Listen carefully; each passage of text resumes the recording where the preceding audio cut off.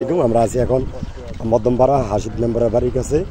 আপনারা এই যে অবস্থাটা দেখেন যে এই জায়গা থেকে অনেক গাড়ির অবস্থা একেবারে খারাপ, মানে যাইতে পারে না। তো আমরা যে ট্রাক আসতে আছে দেখেন, এখান থেকে একটু পরে কিন্তু আসলে এদের রাবিজ দেওয়া হবে এবং যথাযথটা মানে উপযোগী করা হবে যেন যাইতে পারি। জায়গা দেবো না, ইয়ে দেবো, মালামাল ইয়ে দেবো। এই জায়গাটা ভাই, এই জায়গাটার অবস্থা একেবারে খারাপ। ট্রাকটা তুললে লান উপরে উঠে জায়গা ওই ব্রিজের উপর পিছিয়ে ঢালে ধরবো ভাই। দেখছেন এই জায়গাটার অবস্থা কিনা?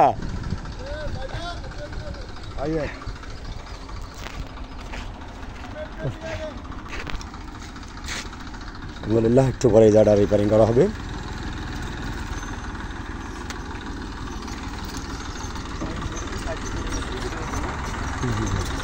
দেখছেন এই জায়গাটা কি অবস্থা ভাই?